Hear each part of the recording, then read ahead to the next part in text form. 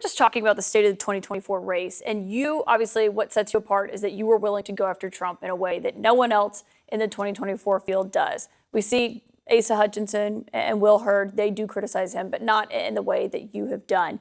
Do you believe that those who don't are making a mistake you made in 2016? Exactly. I think they're making a mistake not only that I made, but that Jeb Bush made, and Marco Rubio made, and Ted Cruz made, and John Kasich made, that we didn't go after Trump early enough. And we allowed a certain narrative to set in about Donald Trump that then became impossible for us to change or overcome. And so, look, he has been a major world figure for the last 8 years. And so we're not going to be able to knock down his numbers or shake some of his support. I've been in the race for 3 weeks, but we have, 7 months until the first people vote. And my message will be heard by then. And I think the American people care about the truth, Caitlin. I really do. And I think the Republican Party cares about the truth. And I think they want to hear it, but no one's been saying it to them. And I'm going to say it to them over the next 7 months. We have questions about your fundraising, but on Donald Trump's fundraising, he has quietly begun diverting money that he is raising for his 2024 campaign into a political action committee that he has used, which we can see from filings, for his personal legal fees. What do you make of that? It's disgraceful. It's disgraceful. He's going to middle-class men and women in this country, and they're donating $15, $25, $50, $100 because they believe in Donald Trump and they want him to be president again. They're not giving that money so he can pay his personal legal fees.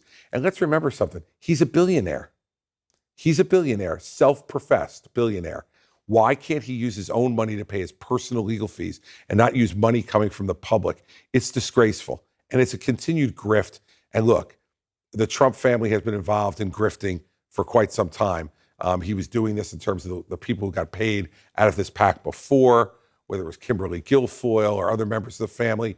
Jared Kushner, 6 months after he leaves the White House, gets $2 billion from the Saudi sovereign wealth fund when Donald Trump had put him in a position to be in the Middle East. What was Jared Kushner doing in the Middle East? We had Rex Tillerson and Mike Pompeo as secretaries of state. We didn't need Jared Kushner. He was put there to make those relationships, and then he cashed in on those relationships when he left the office. So what Donald Trump's doing now is just a continuation of what he's permitted his family to do over the entire course of his time as president. Why do you think he's not using his own money to pay for his legal fees? Because he's the cheapest person I've ever met in my life. That's why. And what he's very good at, Caitlin, is spending other people's money. And if you look at his history in New Jersey, and you think he's misleading his voters, his supporters by... Well, I think those supporters, write a check to Trump for president. They think they're paying for campaign expenses, not for personal legal expenses. What happened to him, let's say with the documents case, had nothing to do with a campaign at all. It's a personal fault of his, mistakes he made that he's now being held to account for and has to pay lawyers to defend him. The same thing with the Stormy Daniels case in New York. I think it was a ridiculous indictment to bring, but nonetheless, it's based on his personal conduct of allegedly paying off Stormy Daniels to keep her quiet during an election. These are not things that the public should be paying for, and certainly not people who are supporting him for president and giving him the money thinking it's going to be used to help forward his campaign, when in essence all he's doing is using it to pay his own legal fees so he can keep more money in his own pocket and keep running his jet and going back and forth between Bedminster and Mar-a-Lago. There's a new Quinnipiac poll that finds 61% of Republicans in your backyard in Pennsylvania have an unfavorable opinion of you. You're obviously very well known, but you're not exactly well liked by Republican voters when you look at the polls. Why do you think that is? Well, we had the same situation 8 years ago, and we were able to turn that around to a large extent. But the reason is because I governed a blue state, Caitlin. And so when you govern a blue state, you're going to have to make compromises if you want to get things done. And I'm also someone who speaks really directly. I'm not looking to, as you can see from tonight, I'm not looking to, play bumper pool here and not answer questions. So when you answer questions directly, you get reactions and emotional reactions from people. Lastly, I think that when you have political capital, which I had a lot of in New Jersey, you're there to spend it to do things of consequence. We haven't had a president who's been willing to do that for a long time. And that's the kind of president I'll be. When I win the election, I'll have a lot of popularity, and I'm going to spend that popularity to do the difficult, big things that this country needs to do. Can you get your polling up enough? Are you going to make it on the debate stage? Sure. Well, I'm already, from a polling perspective, we're at 9% in some polls in New Hampshire. What about on fundraising? On fundraising, we're not going to have any problem meeting the 40,000 person threshold. Okay, so you'll be on the debate stage. I come certainly August. will be. And if anybody's concerned about that, go to chrischristie.com right now.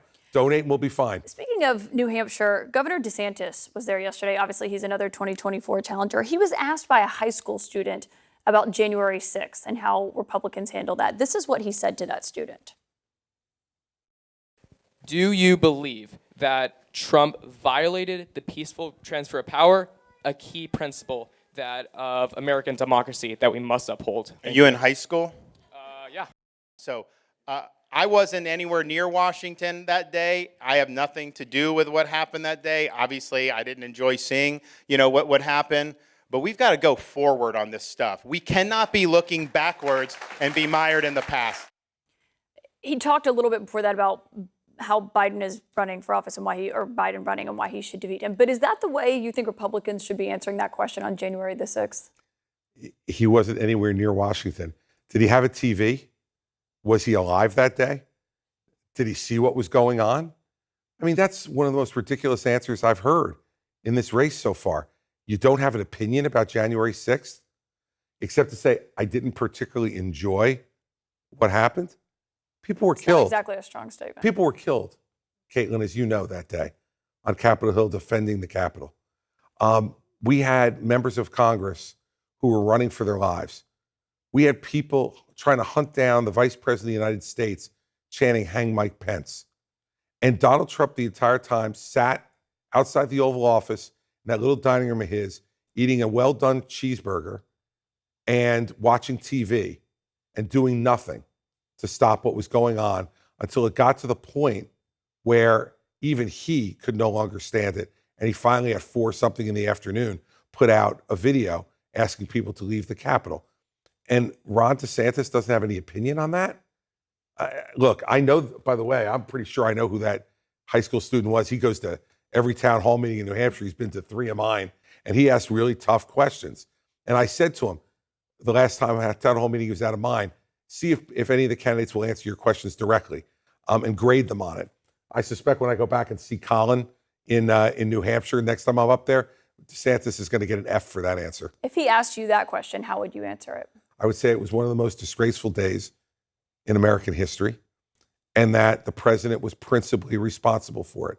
One, through the conduct and his words from election night forward, inciting people and insisting that the election was stolen when it wasn't.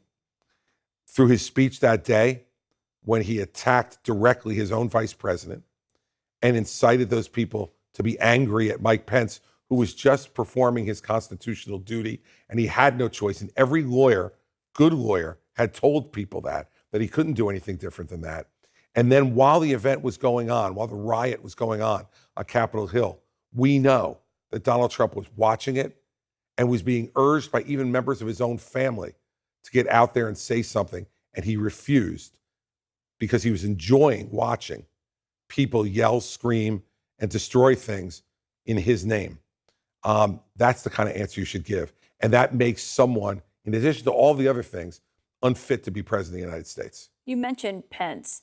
As you have been such a vocal critic of Trump's in these last few weeks since you entered this race, have you heard from people who worked in his White House that agree with you? I have. A number of them, of people who were treated horribly by him. Look, one of the untold stories here is if he were ever to win again, and I don't think he can, but if he were to win, who would go to work for him? He called Bill Barr a gutless pig, a 2-time United States Attorney General, who he picked and said was one of the brightest lawyers in America when he picked him. He called Rex Tillerson, the former CEO of ExxonMobil, and his first Secretary of State, who he said was the personification of the American dream. When he left, he called him lazy as hell and dumb as a rock. Now, let me ask you, Caitlin, people who are treated like that, people of the esteem of Rex Tillerson and Bill Barr, and there are plenty of other examples, why would anyone go and work for him again when you know that it's always going to end that way? No one has walked out of there unscathed. If you dare to disagree with him, that's what he does to you. Is that really the kind of president we want? Is that, and if the country is angry and divided, it's not the only reason. Joe Biden is a big reason. I think we're divided and angry as well. But Donald Trump has made it worse during his presidency. And he said it himself, Caitlin. He said, if he gets reelected, he said, I will be your retribution. Well, I've known him for 22 years. He won't be anybody's retribution but his own.